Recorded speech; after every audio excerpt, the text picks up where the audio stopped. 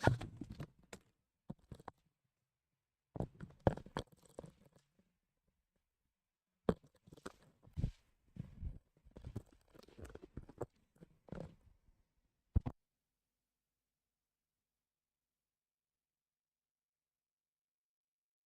जी भाई, जय हिंद, नमस्कार। क्या हाल चाल आप सभी के, कैसे हैं आप सभी? आशा और उम्मीद करता हूँ आप सभी स्वस्थ हों, शानदार हों, जबरदस्त हों। चलिए भाई, शुरू करते हैं कहानी को, आज की को। वहीं से जहां हमने कल छोड़ा था, जहां हमने कल छोड़ा था। कहां से मेरे भाई? फंडामेंटल राइट्स से। तो हेडिंग डाल देंगे फंडामेंटल राइट्स। क्या डालेंगे हेडिंग? Fundamental rights.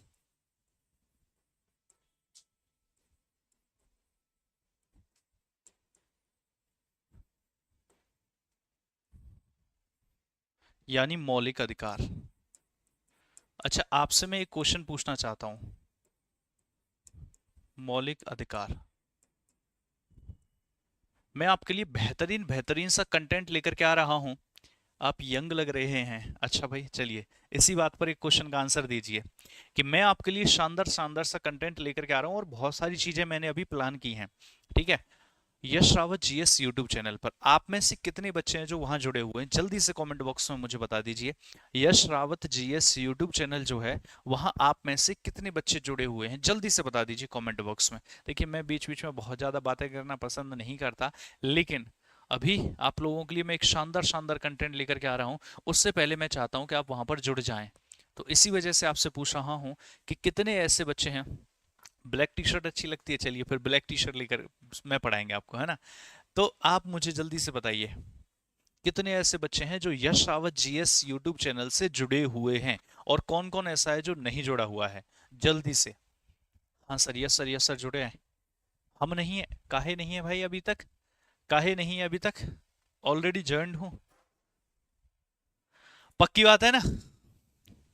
और जो नहीं है, कुछ ऐसे भी हैं जो नहीं है, तो फटाफट से लिख लो, आज शपथ ले लो मेरे साथ अभी की अभी कि सर आज ही जुड़ जाएंगे हम। शपथ ले लो, और मैं आज शाम को चेक करूंगा कि भैया कितने बालक आ गए और जुड़ गए आकर के। कितने बालक आ गए और आकर के जुड़ गए? शपथ ले लो आज ही और अभी। जो नहीं जुड़ा हुआ है, ये कह रहा मुझे पता ही नहीं था। मैं बता रहा हूं, आज और अभी ले लो। मैंने बहुत सारी चीजें बैठ करके प्लान की हैं मेरे भाई। देखो, मैं बताता हूं तुम्हें। आज मेरा समय ऐसे ही निकला है पूरा का पूरा।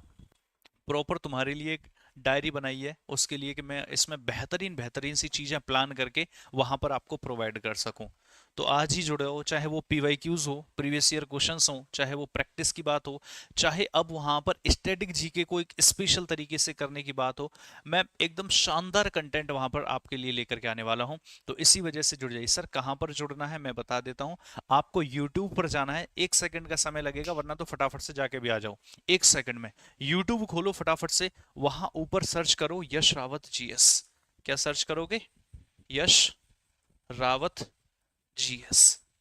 और फटाफट से उसको सब्सक्राइब करके आ जाओ जल्दी से 1 सेकंड में। और जो बच्चे इस वीडियो को बाद में देख रहे होंगे, वो फिर जैसे जब भी जो कोई भी देखेगा देख लो। तुमसे मैं कुछ नहीं मांगता हूं, लेकिन मैं कह रहा हूं कि बस जुड़ जाना है, मतलब जुड़ जाना है। सर जी, कोई फायदा है क्या? बिना फायदे की चीज आज तक करवाई है क्या तुम्हें? तुम्हारा कुछ ना कुछ फायदा रहा होगा, तभी तो बेहतरीन शानदार कंटेंट मैं यहाँ पे करवाऊंगा। तो यश रावत जीएस यूट्यूब चैनल है ये। यूट्यूब, जिसको भी नहीं पता है, यूट्यूब। यूट्यूब ऐसे ही लिखते हैं ना? अच्छा, वाई ओ यू लिखते हैं। यार मुझे तो पता ही नहीं। यूट्यूब तो शानदार तरीके से मैं यहाँ पे कंटेंट कराने वाला हूँ। मेरे साथ सारे बच्चे प्रण लेंगे, हाँ सर हम गए और जाकर के जुड़ गए, हाँ सर हम अभी अभी जुड़े हैं, ऐसा। ठीक है? क्लियर? अरे मैं सब करवाऊंगा भाई, सब करवाऊंगा। फ्री में है, सब फ्री में है भैया, कोई पैसे थोड़ी ना लेंगे हम आपसे। सर स्टार्ट मत करना, रुकना, फिर आते हैं जुड़ जुड़ करके, बिल्कुल। आपके पास 1 मिनट का समय दे दिया मैंने। 1 मिनट में फटाफट से, 1 मिनट में फटाफट से जो भी नहीं जुड़ा हुआ है जुड़ के आ जाओ, जल्दी जल्दी जल्दी जल्दी जल्दी जल्दी जल्दी जल्दी जल्दी। 1 मिनट का समय दे दिया, 1 मिनट में तो आप धड़ से गए यूं आए। मैं देखता हूँ कौन कौन आया है। यूं गए और यूं आए, जल्दी से, क्योंकि मैं बहुत सारी चीजें करवा रहा हूँ यहाँ पे आपके लिए। हाँ, आए हैं बालक, हमें दिखे हैं कुछ। और जिसका, अरे जिस भी बैच में जो भी नहीं होगा तो वो क्या होता है, 4-5 दिन बाद यार बैच पूरा होने के वो कंटेंट अपलोड हो ही जाता है। यस, आए हैं हमारे बालक कुछ तो। हाँ वही वही वही। जी सर हम पहुंच गए हैं, अभी अभी जुड़ गए हैं। हाँ जुड़ जाओ, कंटेंट अभी देखना, इतना शानदार शानदार चीजें करवाऊंगा, आप इसमें बस कंटिन्यू रहना। आप इसमें बस कंटिन्यू रहना, जैसे कि आप मुझे दिख रहे हैं अब जुड़ जाएंगे। मैं सब कुछ करवाऊंगा आपको इसमें, ठीक है। और हम मिलेंगे उस पर डेली, हम लाइव आते हैं डेली, मिलेंगे आपको, ठीक है। अरेस्ट किया था, अरेस्ट वाली बात बता रहा हूँ। अब आ जाओ, ये सब बात तो हो गई, अब आ जाओ। अब आ जाओ अपनी कल की क्लास पर जहां पर भी हम थे, है ना। जुड़ गए हैं आप, ऐसी उम्मीद करता हूँ जो बाद में बच्चे देख रहे होंगे रिकॉर्डेड वो भी जुड़ जाएंगे, ठीक है। यस सर करवा दीजिए। देखिए भाई, हम पढ़ रहे थे पार्ट नंबर 3। कौन सा पार्ट पढ़ रहे थे मेरे प्यारे बच्चों? हम पढ़ रहे थे पार्ट नंबर 03। और जो पार्ट 3 है वो किससे संबंधित है? फंडामेंटल राइट्स, फंडामेंटल राइट्स यानी कि मौलिक अधिकार। ये सबको पता है, कल हमने बात कर ली थी। और जो मौलिक अधिकारों से संबंधित है ये, जो ये मौलिक अधिकारों से संबंधित है, कौन से आर्टिकल्स आते हैं इसमें? आर्टिकल नंबर 1 to 4, 1 से लेकर के 4 तक। आर्टिकल नंबर 1 से, सॉरी 1 से 4 तक कहां भाई हैं, 12 से लेकर के 35 तक, ठीक है। तो हमने जब कल पढ़ा था कि इसको मेगना कार्टा वगैरह कहते हैं, वो सारी चीजें पढ़ ली थी। तो हमने कहा था कि जो 12 है, जो 13 है, वो तो इसके बारे में बताते हैं, और 14 से लेकर के 32 तक ये हमें एक्चुअल पावर देते हैं। और उसके बाद बचा था 33, 34 और 35, यही तो थे, ये तो थे। तो आज हम 12, 13, 33, 34 और 35 इन्हीं 5 आर्टिकल्स को पहले खत्म करेंगे, बाद में आएंगे बाकी सब पर। तो आ जाइए, हेडिंग डाल दीजिए सबसे पहले आर्टिकल नंबर 12। मेरे प्यारे बच्चों, आर्टिकल 12 क्या कहता है? आर्टिकल नंबर 12 क्या कहता है मेरे भाई? आर्टिकल 12 कहता है, देखना कि सर फंडामेंटल राइट्स जैसे ही हम पढ़ेंगे बार बार उसमें कहेंगे सरकार को ये करना है, स्टेट को ये करना है, ये नहीं करना है। स्टेट किसी को भी घूमने से नहीं रोक सकती, स्टेट किसी को भी किसी प्रोफेशन को अपनाने से नहीं रोक सकती, स्टेट किसी के साथ भी भेदभाव नहीं कर सकती, सरकारी नौकरियों में समान अवसर देना पड़ेगा, उसमें भी भेदभाव नहीं कर सकती, जो है दोहरी सजा नहीं दे सकती है, किसी भी धर्म को मानने से नहीं रोक सकती है, धर्म के साथ हस्तक्षेप नहीं कर सकती। मतलब कहा जाएगा बार बार स्टेट ऐसा नहीं कर सकती है, स्टेट को ऐसा करना है। तो कौन है वो स्टेट, कौन है वो सरकार? इसी वजह से आर्टिकल नंबर जो 12 है इसमें दे रखा है डेफिनेशन ऑफ स्टेट, कि बार बार फंडामेंटल राइट्स में स्टेट वर्ड का यूज होगा या सरकार वर्ड का यूज होगा, एक प्रकार से सरकारी मान लीजिए आप। तो उसी की परिभाषा डेफिनेशन ऑफ स्टेट दे रखी है इसमें, यानी कि राज्य की परिभाषा। डेफिनेशन ऑफ स्टेट का मतलब क्या होता है मेरे भाई? राज्य की परिभाषा। कि बार बार हम कहेंगे ऐसा हो सकता है, ऐसा नहीं हो सकता है, तो कौन कर सकता है, कौन नहीं कर सकता है, वो सारी बातें इसमें दे रखी हैं, ठीक है। इसी को बोलेंगे राज्य की परिभाषा। क्या क्या आता है इसमें जरा देखते चलो। सबसे पहले यूनियन गवर्नमेंट आएगी कि नहीं आएगी? आएगी। यूनियन गवर्नमेंट यानी कि केंद्र सरकार। केंद्र सरकार भी अगर कुछ करती है तो उसको स्टेट में माना जाएगा। बी जो है स्टेट गवर्नमेंट आएगी कि नहीं आएगी? आएगी, यानी कि राज्य सरकार। इसके अलावा सी लोकल गवर्नमेंट आएगी कि नहीं आएगी? आएगी। लोकल गवर्नमेंट का मतलब क्या होता है? स्थानीय सरकार। अरे केंद्र लेवल पर सरकार है ना, जिसमें राष्ट्रपति, प्रधानमंत्री ये सब होते हैं। राज्य लेवल पर जो सरकार है, राज्य लेवल पर जो सरकार है इसमें भैया सीएम, गवर्नर वगैरह ये सब होते हैं। और लोकल लेवल पर जो सरकार है यहाँ पर पंचायती राज, नगर निगम वगैरह ये होते हैं। शहर में नगर निगम और गांव में पंचायती राज। इसके साथ साथ all other authorities, all other authorities. Sir ये समझ नहीं आया हमें। सभी अन्य निकाय, सभी अन्य निकाय कि सर ये वाला हमें समझ नहीं आया। अरे ऐसी कोई भी कम्युनिटी, कंपनी, ऑर्गेनाइजेशन, संगठन वगैरह जो कुछ भी जो सरकार के लिए काम कर रहे हैं वो इसमें आएंगे। सर नहीं आया समझ में। अच्छा एक बात बताओ, आपके पास एक अधिकार है किसी भी प्रोफेशन को अपनाने का। अगर अगर अगर केंद्र सरकार उसमें कुछ ना कुछ आपके अधिकार का उल्लंघन करे तो हम कहेंगे सर, मतलब जो स्टेट की गलती है। स्टेट गवर्नमेंट करे तो भी हम कहेंगे स्टेट की गवर्नमेंट, स्टेट की गलती, डेफिनेशन ऑफ स्टेट में आएगा। लोकल गवर्नमेंट करे तो भी हम कहेंगे कि स्टेट गवर्नमेंट, मतलब सरकार में ही आ गए ना, केंद्र सरकार हो, राज्य सरकार हो, या फिर लोकल गवर्नमेंट, स्थानीय सरकार हो, पंचायती राज, नगर निगम वगैरह। अब सर ये ऑल अदर अथॉरिटीज समझ नहीं आया। भैया कोई सा भी ऐसा निकाय हो, डिस्ट्रिक्ट लेवल पर हो, नेशनल लेवल पर हो, कोई भी हो।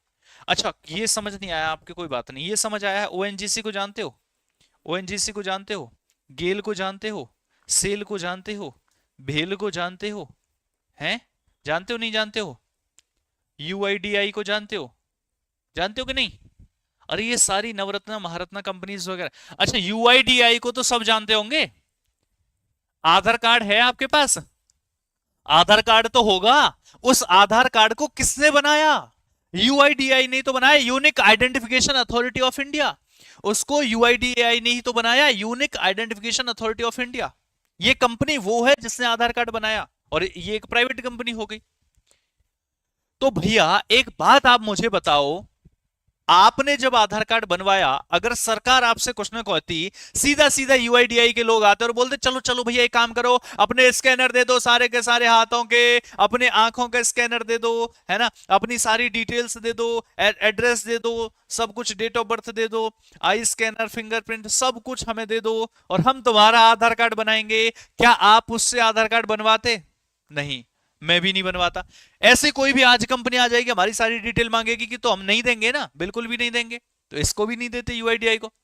हमने इसको क्यों दिया? बहुत सारे ऐसे लोग होंगे, आप में से भी कुछ होंगे, जिन्हें इस कंपनी का नाम भी नहीं पता होगा। उन्हें यह पता होगा आधार कार्ड मतलब सरकार ने बनाए हैं, मोदी जी ने बनाया ना आधार कार्ड तो, है। उन्हें यह पता होगा आधार कार्ड मतलब सरकार ने बनाया। अरे कंपनी है ये बनाने वाली, तो सरकार ने ठेका दे दिया किसको? सरकार ने ठेका दे दिया इस कंपनी को, और इस कंपनी ने क्या बना दिए? इस कंपनी ने आधार कार्ड बना दिए। अब इस कंपनी के पास हमारी सारी डिटेल्स हैं। अगर ये कंपनी कल को उन सारी डिटेल्स को चाइना को बेच दे, या चाइना को पहुंचा दे, जैसे भी है, कोई भी डील कर ले अपनी, तो इसने हमारे साथ फ्रॉड किया है, तो हमारे अधिकारों का उल्लंघन हुआ है। तो हम क्या मानेंगे, किसने किया है ये काम? किसने किया है? ये तो एक प्राइवेट कंपनी हो गई। ये काम किसने किया है? सरकार ने। क्योंकि भैया ये डायरेक्ट कंपनी आती, हम इसको डिटेल ना देते, हम तो किसके कहने पे दे रहे हैं? सरकार के कहने पे दे रहे हैं। तो ये भी सरकार की डेफिनेशन में आएगी। ऐसी कोई भी कंपनी भैया जो सरकार के लिए काम कर रही है और सरकार जिसकी जिम्मेदारी ले रही है, तो उसको डेफिनेशन ऑफ स्टेट में कंसीडर किया जाएगा। और हमारे लिए तो अच्छा है, ये लिस्ट ओपन है। जितनी ज्यादा चीजें डेफिनेशन ऑफ स्टेट में आएंगी, वही सारी चीजें हमारे अधिकारों का उल्लंघन बिल्कुल नहीं कर पाएंगी, वही सारी चीजें लिमिटेड हो जाएंगी। मैंने क्या कहा था? Rights, rights are the power to limit the government. कल पढ़ा था ना, rights, rights are the power to limit the government. अधिकार शक्ति है, अधिकार शक्ति है सरकार को सीमित करने की, और जब सरकार को सीमित करने की शक्ति है, अधिकार, इसका मतलब क्या है? ये लिस्ट जितनी बड़ी होगी, सरकार में उतनी चीजों को कंसीडर किया जाएगा, और इन सब चीजों को लिमिटेड कर दिया जाएगा। इसका मतलब हमारे लिए तो अच्छा है जितनी ये लिस्ट बड़ी हो।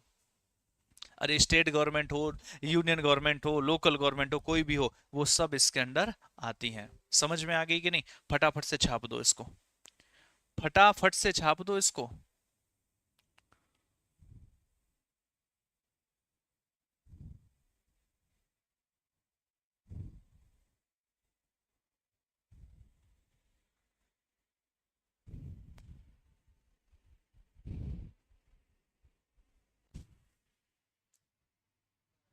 इतनी तेज?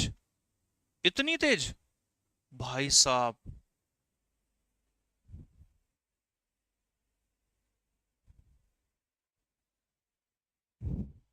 भाई साहब छापना जरा, एक सेकंड। गई? आ गई दोबारा। अरे बेटे इतनी तगड़ी बारिश, ये कोहराम मचा देगी। है भाई, बारिश की आवाज आ रही तुम्हें? इतनी तगड़ी, इसमें बह जाएंगे सब। ओ हो, आ हा।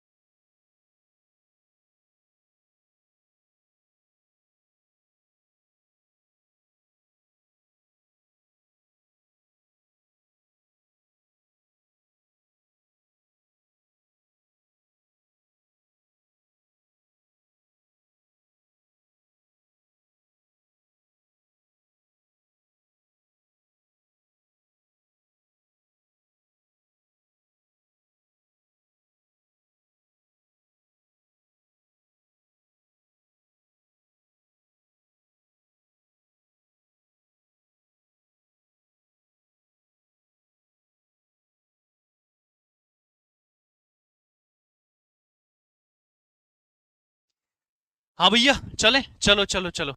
सर कैमरा लेके दिखा दो बाहर का व्यू।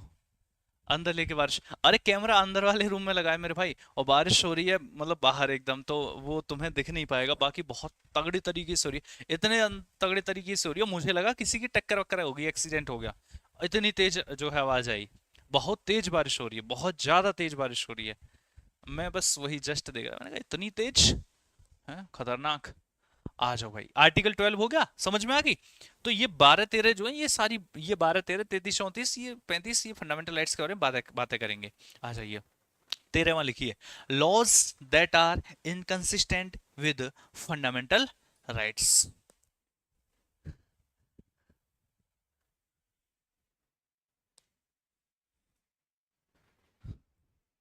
लिखेंगे article number 13, article number 13, laws which are which are inconsistent with fundamental rights.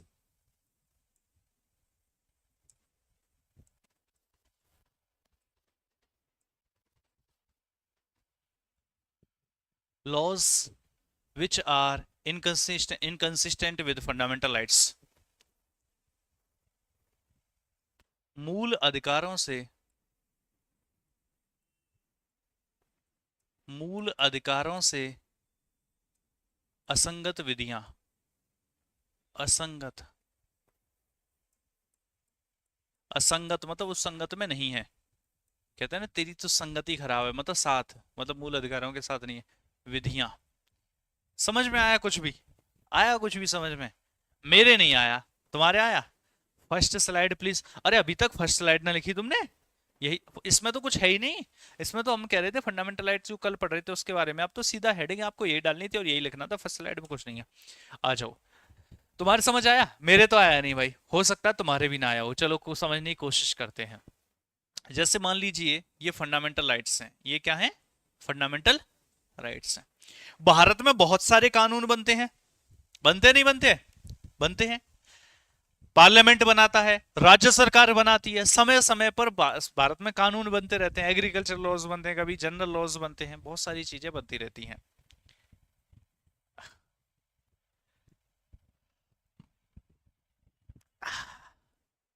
तो मैं मानता हूं कि कोई ऐसा कानून बना, कोई ऐसा कानून बना जिस कानून सरकार ने बना दिया, चाहे राज्य सरकार ने बना दिया वो, चाहे तो केंद्र सरकार ने बना दिया, कोई ऐसा कानून बना दिया जिस कानून की वजह से, ओहो सुनो जरा, कोई ऐसा कानून बना दिया जिस कानून की वजह से इन फंडामेंटल राइट्स का हो गया उल्लंघन।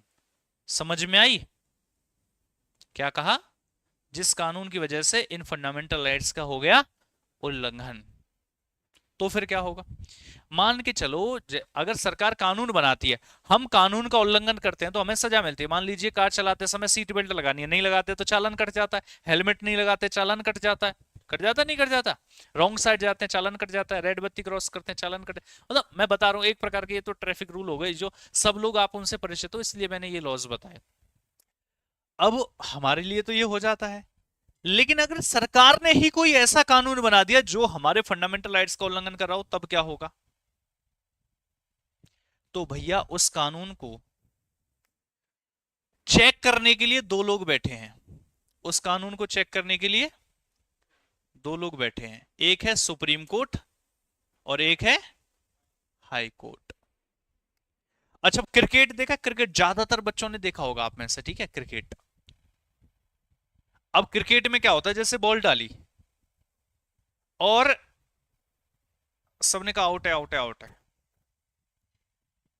आउट नहीं दिया, लेकिन बॉलर को लगता है कि आउट है, तो फिर वो अपने कप्तान से कहता है कि नहीं नहीं आउट है, तो कप्तान क्या लेता है? अरे डीआरएस। डीआरएस में क्या होगा? फोर्थ एम्पायर जो है, मतलब थर्ड एम्पायर जो है, तो होते ही ग्राउंड में थर्ड एम्पायर जो है वो क्या करेगा? कैमरे में देखेगा और कैमरे में देख करके बताएगा, उसी को क्या कहते हैं? रिव्यू लिया है, कहते हैं ना रिव्यू। रिव्यू लॉस्ट, दो रिव्यू मिलते हैं ना, कि रिव्यू लॉस्ट हो गया, अगर फायदा हो गया तो फिर ठीक है, रिव्यू रिटेन, वरना तो रिव्यू लॉस्ट हो गया। तो उसमें रिव्यू होता है, रिव्यू का मतलब है री मतलब दोबारा से, व्यू मतलब देखना, री व्यू दोबारा से देखना। तो सेम वैसे ही सुप्रीम कोर्ट और हाई कोर्ट क्या करते हैं, इस कानून को रिव्यू करते हैं। किस लिए रिव्यू करते हैं, कि कहीं इस कानून ने फंडामेंटल राइट्स का उल्लंघन तो नहीं किया।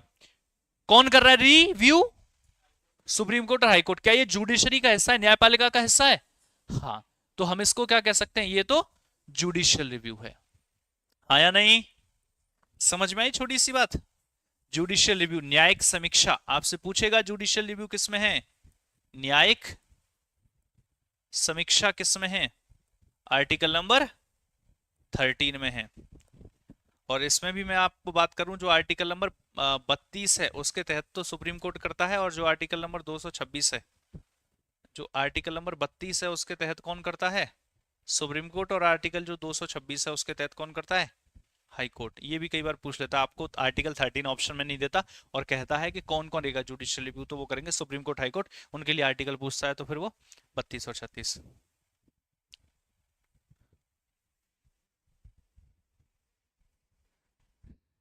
सर गुरुजी मुझे आपकी बात याद है, क्या पढ़ना है, किससे पढ़ना है, कैसे पढ़ना है, एंड लास्ट डिसिप्लिन। मेरे भाई अगर ये बात जीवन में याद रही ना, बहुत आगे जाओगे। हर काम में इसको अप्लाई करके देखो, कोई भी काम करना हो उस काम में अप्लाई करके देखो, अगर ये बात आपको याद रही तो जीवन में आप सारे कामों को कर पाओगे। ठीक है, आ जाओ। तो ये जुडिशियल रिव्यू आपसे ये पूछता है, तो याद रखना, ऐसा नहीं होता है कि कोई भी कानून सरकार ने बना दिया तो वो चलता रहेगा, नहीं। वो कानून, अगर वो कानून इनवैलिड है, अगर वो कानून, यहां से मैं बताता हूं, अगर वो कानून जुडिशियल रिव्यू के बाद अगर वो कानून वैलिड है, इस आफ्टर जुडिशियल रिव्यू अगर वो कानून वैलिड है, तब तो रहेगा कंटिन्यू, तब तो रहेगा कंटिन्यू। और अगर वो कानून इनवैलिड है, क्या है, इनवैलिड, तो वो कानून हो जाएगा null and void. Null and void मतलब खाली, यानी कि समाप्त हो जाएगा। तो ऐसे कानून का क्या होता है, अगर कोई भी कानून जो फंडामेंटल राइट्स का वॉयलेशन कर रहा होगा, अगर वो वॉयलेशन नहीं कर रहा होगा तब तो कंटिन्यू रहेगा, और वॉयलेशन नहीं कर रहा होगा तो हो जाएगा नल एंड वॉइड, यानी कि समाप्त हो जाएगा। छापो फटाफट से, यही था आर्टिकल 13। छाप दो फटाफट से, यही था आर्टिकल 13।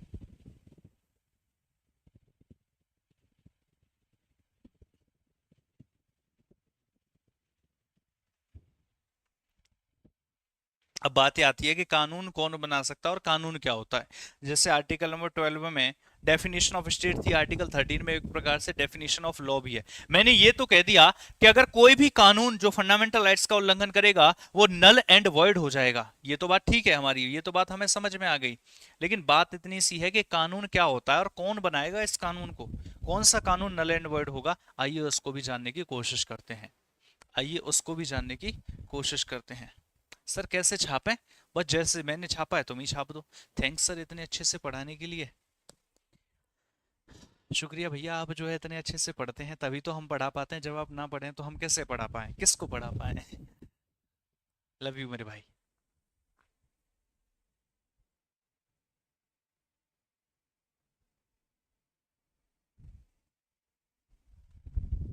लिखें चले आगे, एक बार बस ऐसे लिख दिया करो नोटेड सर, या फिर आगे चलिए सर, ऐसे करके लिखा करो, सो दैट मैं चल पाऊं और तुम इसको लिख पाओ, मैं चल पाऊं और तुम इसको लिख पाओ। ठीक है, वो बातें वो मुलाकातें, तेरा मिलना, मुस्कुराना और शर्माना।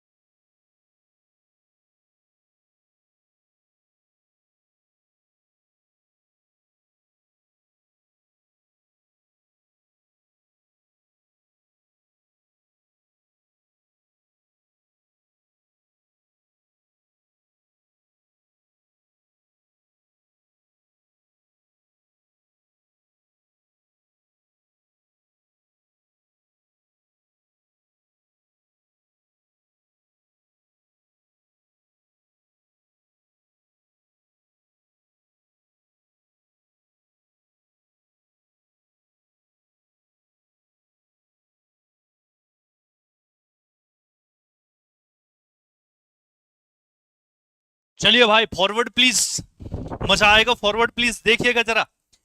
अगला अगला क्या है, मैं बात कर रहा हूं यहां पर कि सर आपने ये तो कह दिया कि कानून उल्लंघन करेगा तो उसको नल एंड वॉइड कर देंगे, लेकिन कानून क्या होता है यही तो हमें जानना है मेरे भाई। लॉ यानी कि कानून।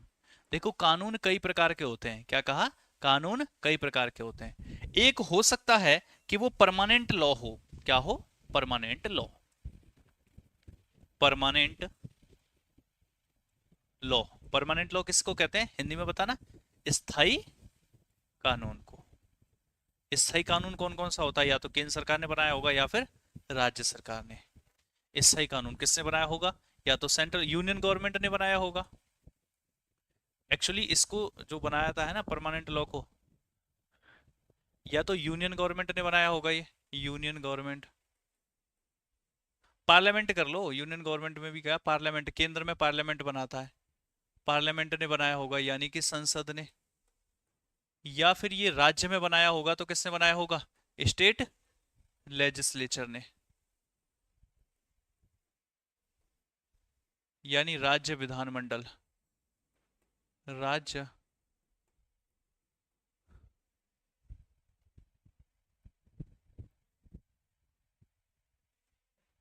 विधानमंडल ने। समझ में आ गई बात। या तो ये होगा परमानेंट लॉ, या फिर मेरे भाई ये होगा टेम्परेरी लॉ। क्या होगा, टेम्परेरी लॉ। टेम्परेरी लॉ का मतलब होता है अस्थायी कानून, अस्थायी कानून। हो गया कांड। ये बारिश से मुझे पता था लाइट कट मारेगी, और पता नहीं क्या यार, कभी कभी जब बारिश बहुत तेज आती है और कट मारती है लाइट तो बोर्ड बंद हो जाता है, और बहुत बार नहीं भी होता है हमारे साथ। पता नहीं, या तो किसी प्रेत आत्मा का साया है जो आती रहती है जाती रहती है, देख रहे हो सारी क्लास चल रही है लेकिन हमारा बोर्ड हो गया है बंद, समझ रहे हो। तो अभी ऑन होगा, लाइट गई है, लाइट चली गई है, एकदम गई है, ठुक। क्या हमारी सारी क्लासेस हो पाएंगी, यस हो पाएंगी, क्योंकि हमारे पास बहुत बैकअप है।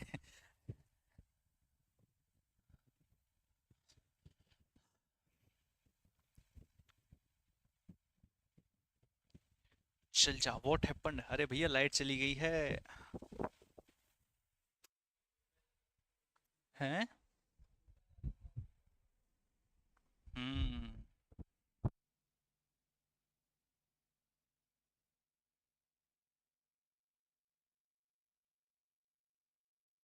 सर 2 लाख रुपए ला दो, हवन कर दूंगा बेटा। 2 लाख में मैं जनरेटर रखवा दूंगा, है ना। और 2 लाख मिला करके 4 लाख रुपए का जनरेटर रखवा देंगे।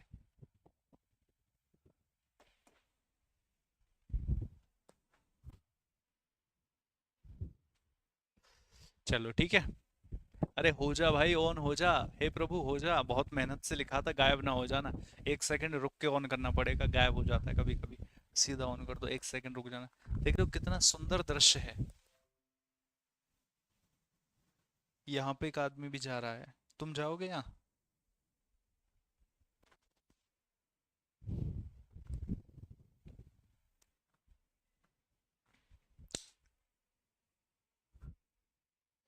कमेंट भी रुक गए क्या, आए क्यों नहीं।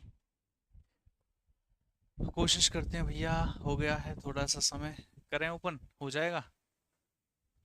धूम क्लीम चामुंडाई विच्छे स्वाहा। हो जा, हो जा, हो जा, ऑन हो जा। आजा वापस, आजा वापस, आजा, आजा आजा आजा। देखते हैं नाउ सी, आ जाएगा, शुक्र है आ जाएगा। कहाँ थे हम, ये हो गया था, ये हो गया था, ये हो गया था, ये हो गया था, हाँ यहाँ थे। ये वाला गायब हो गया इसमें से, है ना। चलो लिखते हैं। देखो या तो होगा परमानेंट कानून या फिर होगा टेम्परेरी लॉ। टेम्परेरी लॉ इसका मतलब होता है अस्थायी कानून, अस्थायी कानून। जैसे कि ऑर्डिनेंसेस, ऑर्डिनेंस जानते हो, कोई बात नहीं, आगे चल के जान जाओगे, अगर नहीं जानते हो तो, वरना जानते होंगे।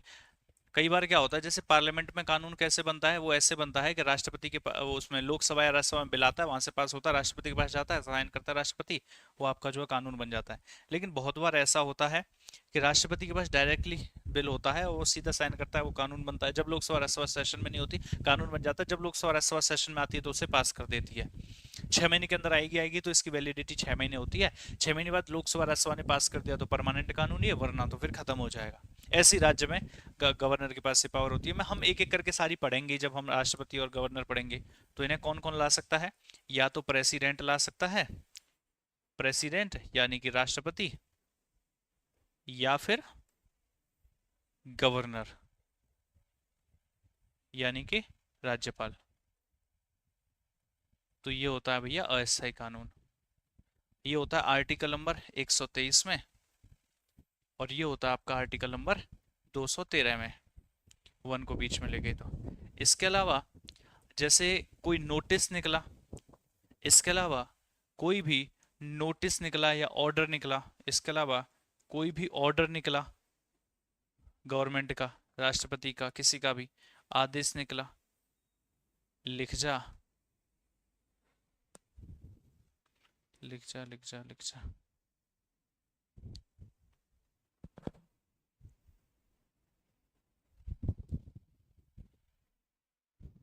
कोई भी आदेश निकला, कोई भी नोटिफिकेशन, नोटिफिकेशन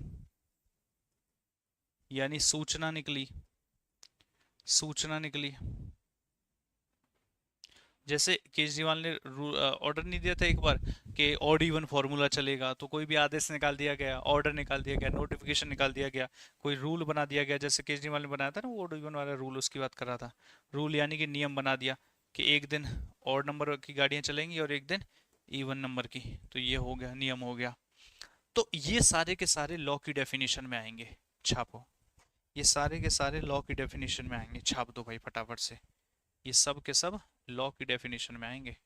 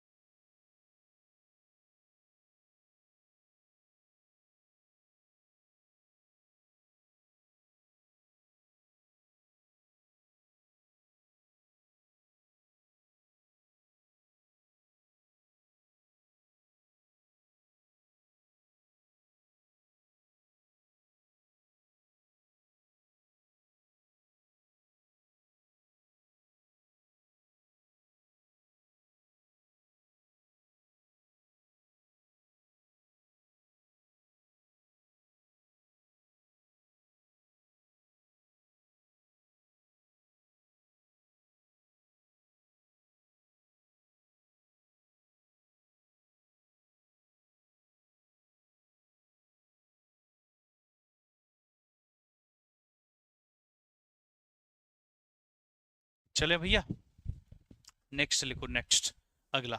अच्छा देखो, एक चीज तो हो गई। आपने ये कह दिया यहाँ पर कि डेफिनेशन ऑफ स्टेट है, ये समझ में आ गया। आपने ये कह दिया कि कोई भी कानून जो फंडामेंटल राइट्स का उल्लंघन करेगा वो नल एंड वॉइड कहलाएगा।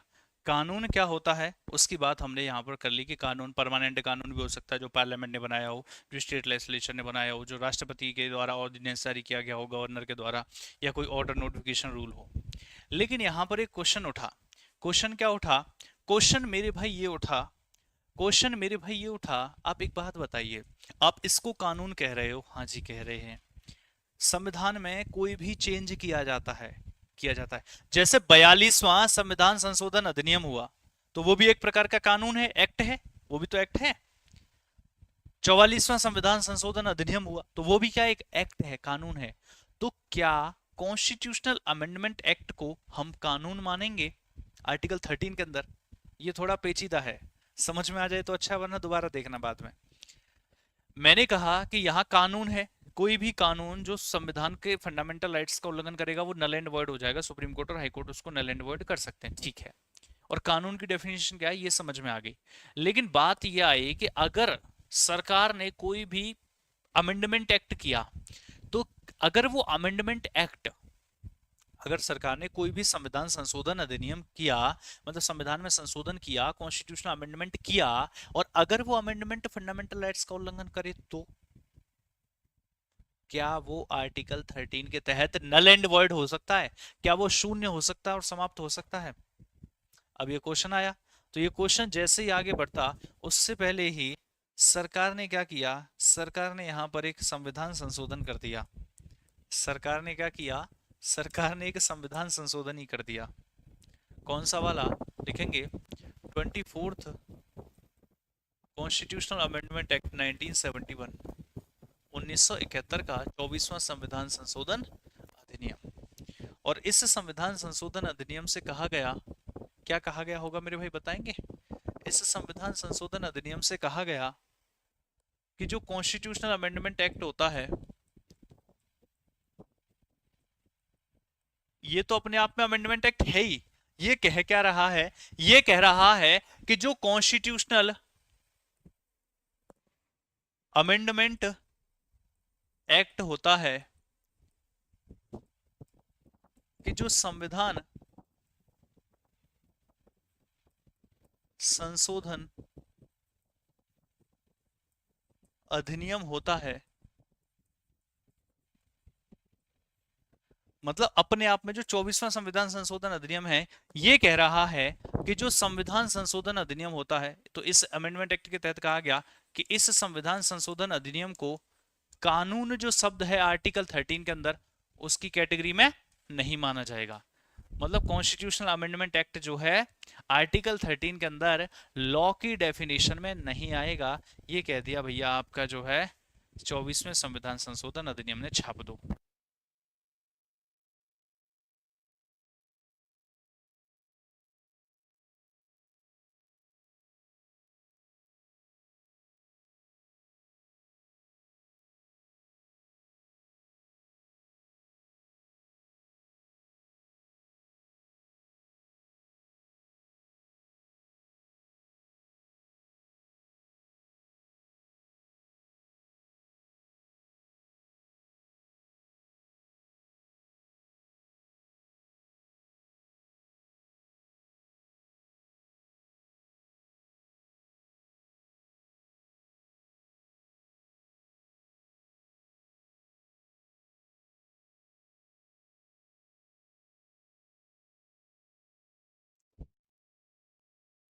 समझ में बात आ गई है?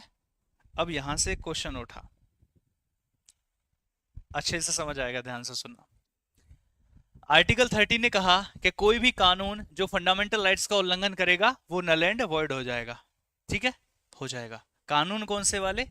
ये वाले, ठीक है, आगे बात समझ में।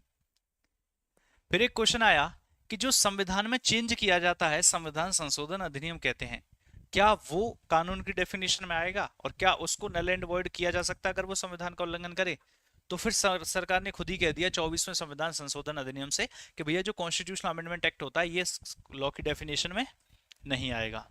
तो ये तो रास्ता खुला हो गया। खुला कैसे हो गया? जैसे मान लेते हैं, ये एक एग्जाम्पल के लिए मान करके चलो, जैसे मान लेते हैं आर्टिकल 17 है, आर्टिकल 17 है, इसमें कुछ भी लिखा है XYZ, ठीक है, कुछ भी लिखा है।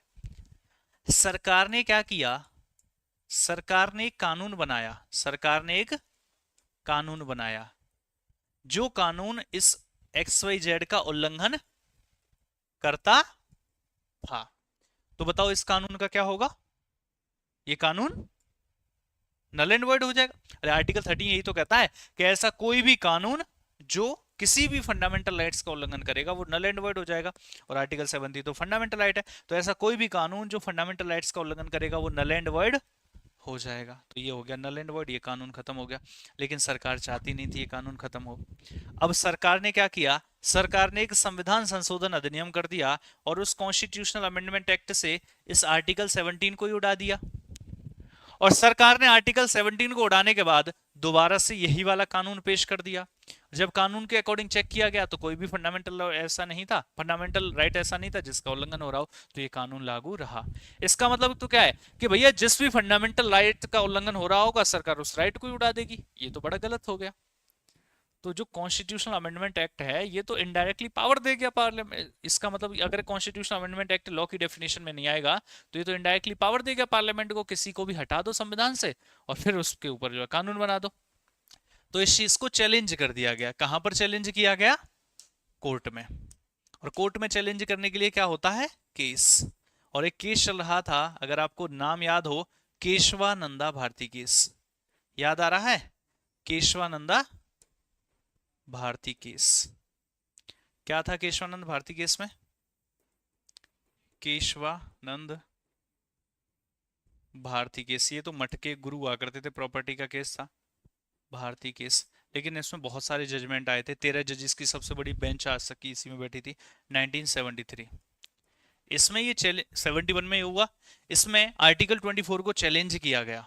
इस केस में क्या किया गया, इस केस में मेरे भाई आर्टिकल नंबर 24 को चैलेंज किया गया कि भैया इस हिसाब से तो फिर पार्लियामेंट जो चाहेगी वो कर सकती है, क्योंकि संविधान संशोधन अधिनियम लॉ की डेफिनेशन में आएगा नहीं, ये कभी नल एंड वॉइड होगा नहीं। और जब नल एंड वॉइड होगा नहीं तो फिर तो बात खराब हो जाएगी, फिर तो भैया कैसे पार्लियामेंट को जो भी लगेगा वो संविधान से ही गायब कर देगी।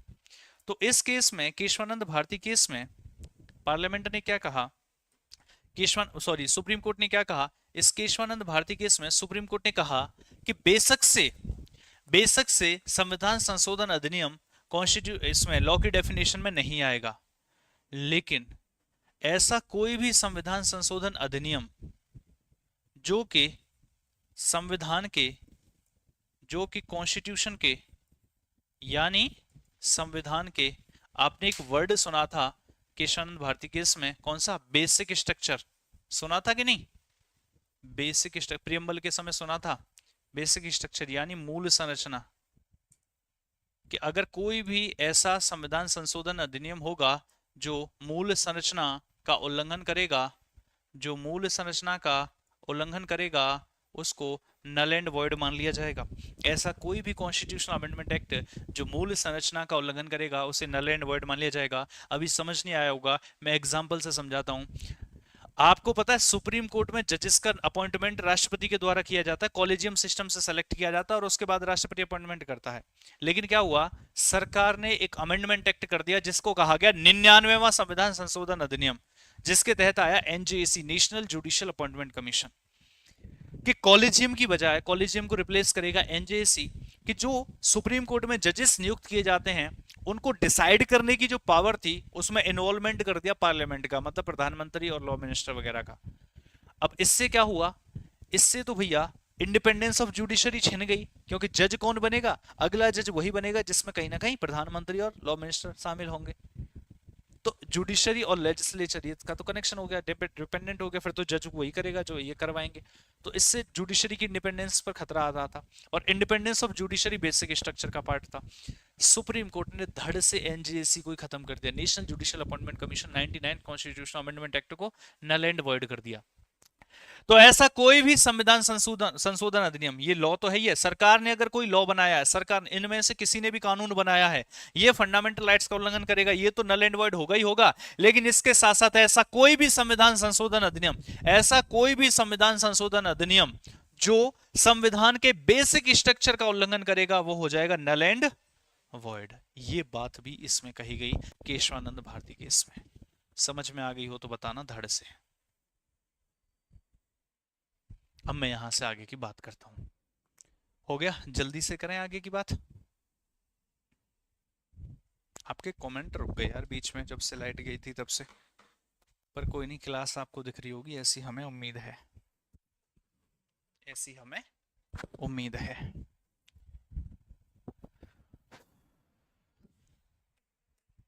चलिए भाई देखें अगला। देखिए फिर, ये तो हो गया। इसके बाद लिखेंगे 33, क्योंकि हमें कौन कौन से देखने थे, 14 से 32 तक तो एक्चुअल पावर देते हैं, तो हमें 12 13 33 34 35 देखने थे, यही दो बड़े थे, मतलब 13 वाला ही बड़ा था। अब 33 34 35 को देख लेते हैं फटाफट से, वो तो एक साथ खत्म हो जाएंगे। सबसे पहले देखेंगे आर्टिकल नंबर 33। आर्टिकल 33 क्या करता है, एक्चुअली पावर देता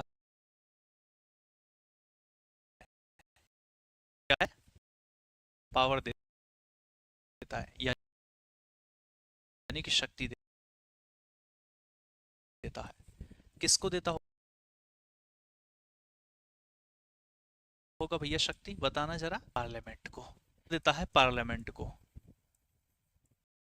यानी कि किस चीज की पावर देता, कि हे पार्लियामेंट, हे पार्लियामेंट, तुम चाहो नहीं भी, हम जानते हो कौन सी जानते हो आर्म्ड फोर्सेस और पैरा फोर्सेस में क्या क्या डिफरेंस है। आर्म्ड फोर्सेस मीन्स हमारी पुलिस फोर्सेस हो गई, पुलिस फोर्सेस हो गई, इंटेलिजेंस एजेंसीज हो गई, इंटेलिजेंस एजेंसीज जैसे कि रॉ आईबी वगैरह सुनिए, एजेंसीज, खुफिया विभाग जिन्हें कहा जाता है। इंटेलिजेंस एजेंसीज का मतलब समझते हो ना, खुफिया विभाग जिन्हें कहा जाता है। मेरे प्यारे बच्चों, ये कहता है कि इन सभी में, अच्छा बताओ, आर्म्ड फोर्सेस में आप जाते हो, लड़ाई हो जाती है, राइट टू लाइफ को खतरा है या नहीं है? Right to life fundamental right है, और आपके फंडामेंटल राइट्स को खतरा हो तो आप सीधा सुप्रीम कोर्ट जा सकते हो, मेरे फंडामेंटल राइट्स को कोई नहीं छीन सकता। लेकिन यहाँ पर पोस्टिंग आपको गवर्नमेंट भेज रही है, और जहाँ पर आपकी लाइफ को खतरा है। सेम ऐसे ही पैरा फोर्सेस में, पुलिस फोर्सेस में भी यही समस्या है। तो ये लोग अपनी ड्यूटी का प्रॉपर डिस्चार्ज कर सकें, इसलिए इनके पास कुछ फंडामेंटल राइट्स नहीं होते, या बाकी लोगों के मुकाबले इनके पास कम फंडामेंटल राइट्स होते हैं। देखिए, सरकार आपको इन फोर्सेस में जाने के लिए मजबूर नहीं कर सकती, लेकिन जो कोई भी अपनी इच्छा से जाना चाहता है, उसके पास फिर इन फोर्सेस में जाने के बाद बाकी लोगों के कंपैरिजन में कम राइट्स होते हैं। अरे सैलरी मिल जाएगी, अलाउंसेस मिल जाएंगे, कैंटीन मिल जाए, वो सारी चीजें अलग हैं, वो तो सुख सुविधाएं हो गई, लेकिन जो राइट्स की बात हो रही है, फंडामेंटल राइट्स की, वो कम होते हैं। तो अगर बात की जाए कि इनके जो फंडामेंटल राइट्स हैं, उन फंडामेंटल राइट्स को कौन कर्टेल कर सकता है, यानी कम कर सकता है, तो वो कौन कर सकता है? कर्टेल यानी कि कम करना, कौन कर सकता है? तो ये कर्टेल कर सकता है संसद। समझ में आई क्या कहता है आर्टिकल 33? ये है आर्टिकल 33 कि इन फोर्सेस के अगर फंडामेंटल राइट्स को कर्टेल करना हो तो वो संसद कर सकता है। नेक्स्ट देखेंगे मेरे भाई, अगला। ये लिख लिया, स्क्रीनशॉट वगैरह ले लो, नहीं तो लिख लिया होगा, उम्मीद करता हूं। अब आते हैं, फटाफट से लिख लो आर्टिकल नंबर 34।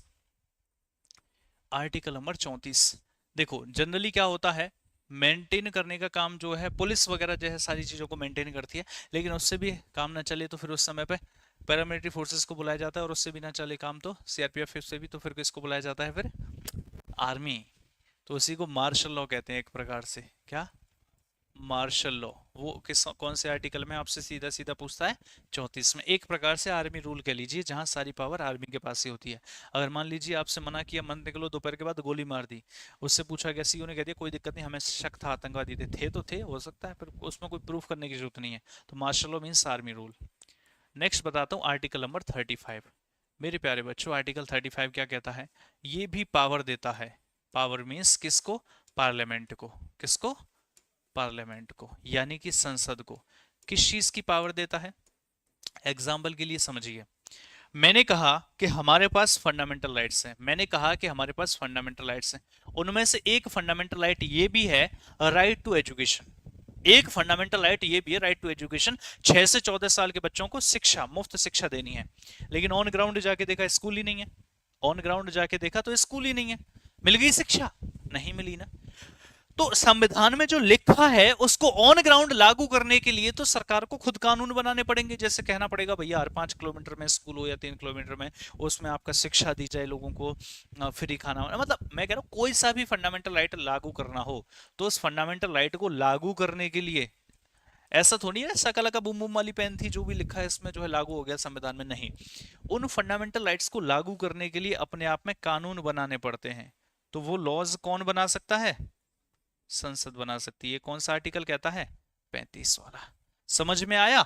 12, 13, 33, 34, 35। उम्मीद करता हूं समझ आ गए होंगे आपको। ठीक है, तो ये थी आज की कहानी यहाँ तक की। ये वो आर्ट देख रहे हो, 12 वाला भी फंडामेंटल राइट से संबंधित बात करता है, सेम ऐसे ही 13 वाला 33, 34, 35 भी बात करते हैं।